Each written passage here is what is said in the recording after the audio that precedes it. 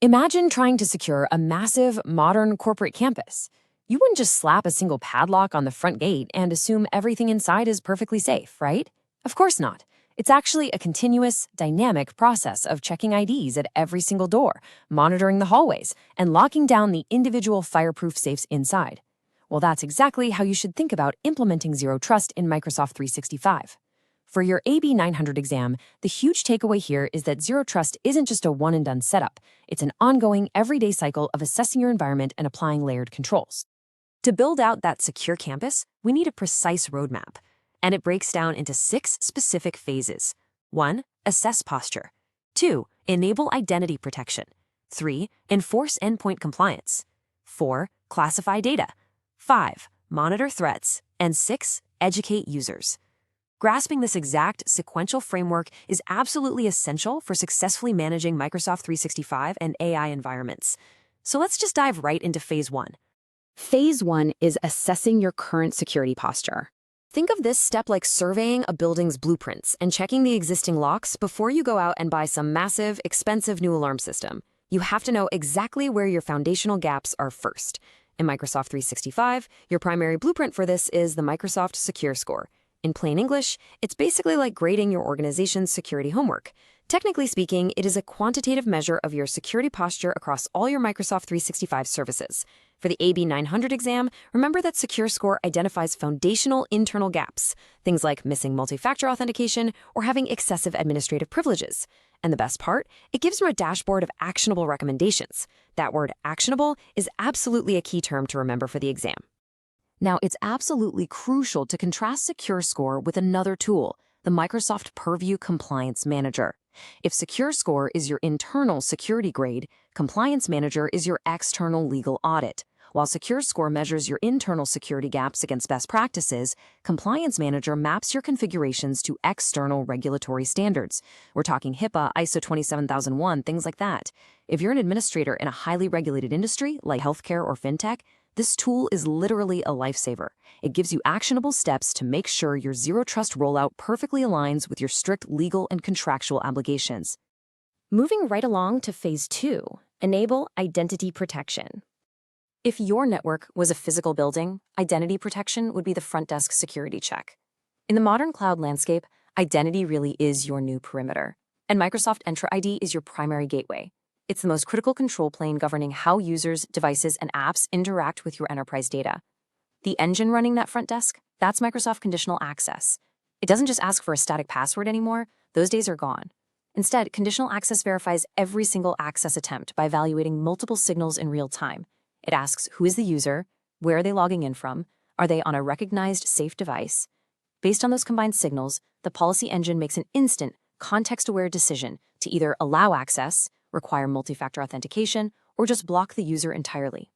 For the AB 900 exam, burn this into your memory. The policy engine makes an instant, context-aware decision every single time someone tries to connect. A massive part of that real-time evaluation is risk-based authentication. Think of this as your incredibly smart AI field security guard. Here is how it works. Step 1, it detects anomalies, like impossible travel. Let's say a user logs in from New York, and then boom, just 5 minutes later, a login attempt happens from Tokyo. Obviously, that's impossible. Step 2, the system evaluates that anomaly risk, and Step 3, it automatically takes action, usually by requiring MFA or forcing a password reset. This stops compromised credentials dead in their tracks, without you having to lift a single finger. But what about users who genuinely need access, but only for a short time? Well, that's where identity governance comes into play. Imagine you hire a temporary BPO contractor for a 3-month project. Through entitlement management and access reviews, that contractor receives limited time access to a specific SharePoint site. The magic happens when the project ends. The access automatically expires. For your exam, you need to know that this prevents something called privilege creep. Privilege creep is the dangerous accumulation of unnecessary access rights over time, and it's a huge security risk you want to avoid. That brings us to Phase 3, enforce endpoint compliance.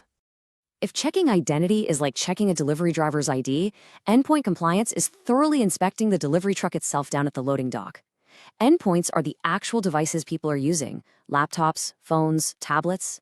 Microsoft Intune is the tool that ensures only secure, trusted devices can interact with your sensitive enterprise data. The logic of endpoint compliance is actually pretty straightforward. When a user's device attempts to connect to corporate resources, Microsoft Intune immediately checks the device's health. It asks, is the hard drive encrypted with BitLocker? Is the operating system fully patched? Based on that health check, access is either allowed or denied. So if an unpatched Windows laptop tries to open a sensitive OneDrive folder, access is instantly denied until those security requirements are fully met. Of course, we also have to account for bring your own device or BYOD scenarios. People use their personal iPhones for work emails all the time, right? That's exactly where app protection policies come in. For the exam, remember this key detail. You don't actually have to enroll or manage the employee's entire personal phone. Instead, you apply protection directly at the application level. You can literally restrict an employee's personal device so they can't copy-paste corporate data from Outlook into their personal Notepad app. Or you can force Microsoft Teams to run in a strict read-only mode, keeping your corporate data completely isolated and safe. Now, to maintain this endpoint health at a large scale, administrators rely on endpoint analytics. This dashboard provides crucial insights into device performance and overall software health. If you notice users experiencing frequent app crashes or maybe incredibly long boot times because of outdated drivers, you can prioritize fixing those specific issues. Remediating these problems doesn't just tighten up your security posture, it dramatically improves user productivity. In the context of the AB 900 exam, endpoint analytics is exactly how you prove to leadership that high security doesn't have to mean low productivity. All right, moving right along to phase 4, classify and protect data. If endpoints and identities are the doors and windows of our campus, the data itself is the actual target of the cyber attack. This phase is like organizing your company's absolute most valuable assets into specific, highly monitored fireproof safes. Microsoft Purview is your central hub here. There are 2 critical Purview features you absolutely must be able to contrast for the exam. First, we have sensitivity labels. These classify data based on content and context, and they actually travel with the file. So if a document is labeled confidential, it gets encrypted, and those access restrictions persist, whether the file is sitting in SharePoint, sent over Teams, or even downloaded to a local drive. Second, we have data loss prevention, or DLP policies. DLP actively prevents unauthorized sharing. It's the system that steps in to instantly block a user from, say, emailing a spreadsheet full of customer social security numbers to a personal external email address. Of course, as an administrator, you'll quickly learn that incredibly strict rules can sometimes get in the way of people doing their actual jobs. That's exactly why policy tuning and incident response are so absolutely critical. You have to actively monitor policy violations and investigate incidents. If a super strict DLP policy generates too many false positives, meaning it's blocking legitimate business workflows, you use the Microsoft Purview dashboards to refine those rules based on feedback. It's all about balancing ironclad security with a smooth operational flow. This brings us to phase 5, monitor and respond to threats. Even with the absolute best locks on the doors, you still need a 24/7 campus security command center. Zero trust isn't just about prevention, because let's face it, when preventative measures are eventually bypassed, you need continuous monitoring to detect anomalies and react in real time, long before the real damage occurs. Zero trust policy enforcement unites everything we've talked about so far. Identities, endpoints, apps, and data are all continuously evaluated. Microsoft 365 integrates powerful tools like Microsoft Defender and Microsoft Sentinel, creating this continuous risk assessment and automation loop. And this loop is constantly being fueled by global threat intelligence and real-time telemetry, which is really just the constant stream of data coming in from all your devices and sign-ins. Let's break down Microsoft Defender for Endpoint. We're looking at a tool that uses advanced behavioral analytics to detect suspicious activity directly on the devices themselves. Imagine a suspicious process is detected, like unusual lateral movement, which means an attacker is trying to hop from one compromised laptop to another, or maybe communicating with a known malicious server. The behavioral analytics assess that threat instantly. Then, by integrating seamlessly with Intune, the infected device is automatically isolated from the rest of the network to instantly contain the spread of the attack. It's pretty amazing. Next up, we have Microsoft Sentinel. Sentinel is your SIEM, your security, information, and event management solution. Think of it as the central brain that connects all the dots across your entire company. It aggregates cloud logs from absolutely everywhere. So if Defender catches a phishing email and Entra ID spots a compromised account right after, Sentinel correlates those isolated events as a coordinated multi-stage attack. For your exam, remember that Sentinel is the go-to tool for correlation and automated playbooks. Plus, it allows your security analysts to run proactive hunting queries so they can actually stay ahead of sophisticated threats. Now, for organizations that aren't fully in the cloud yet, which is a lot of them, we have Microsoft Defender for Identity.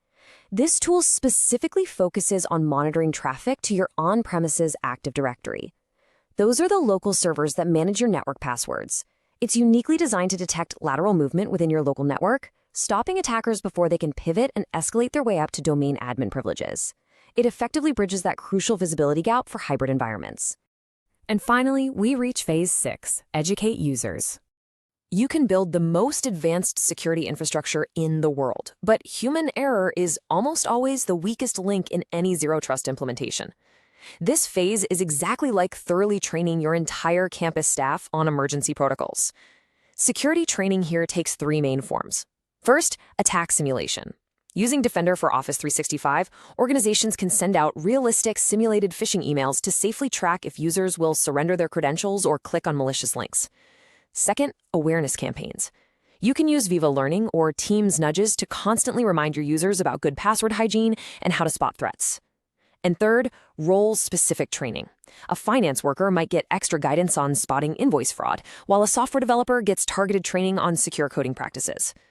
For the AB900, you really need to recognize these three pillars of human defense: attack simulation, awareness campaigns, and role-specific training.